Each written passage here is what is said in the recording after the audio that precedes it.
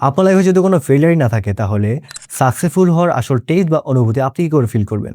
অথবা আপনার বাবার যদি 1 মিলিয়ন অথবা 1 বিলিয়ন ডলার থাকে তাহলে সেলফ মেড মিলিয়নার হওয়ার আসল গর্ব কিরকম সেটা আপনি কি করে বুঝবেন?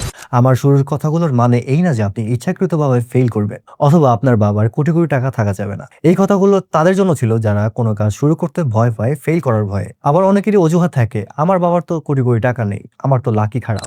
খেয়াল করলে দেখবেন আনসাকসেসফুল মানুষরা অজুহাত দেওয়ায় দুর্দান্ত হয়। অর্থাৎ এই সকল মানুষরা কাজ শুরু করার আগেই হাজারটা অজুহাত রেডি করে রাখে যাতে ফেল করলে বলতে পারে আমার তো লাক খারাপ ছিল। আপনি যদি তাদের জিজ্ঞেস করেন কেন তারা সাকসেসফুল হচ্ছে না, তারা আপনাকে হাজারটা অজুহাত দিয়ে বলতে পারবে কেন ওই কাজটি তার দ্বারা করা সম্ভব না, কিন্তু সে একটি রিজনও দিতে পারবে না যে কেন তার দ্বারা ওই কাজটি করা সম্ভব।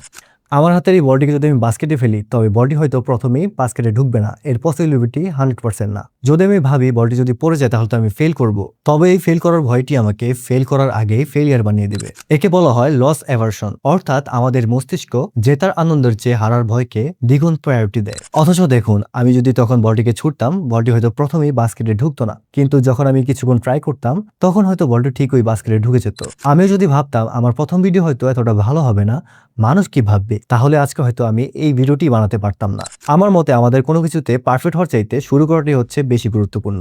আই হোপ আজকের এই লেসনটি আপনার লাইফে একটি পজিটিভ ইম্প্যাক্ট ফেলবে। আর যদি আপনারা এরকম টাইপের ভিডিও দেখে নিজেকে গ্রো করতে না চান তাহলে আমাকে সাবস্ক্রাইব করার একদমই দরকার নেই।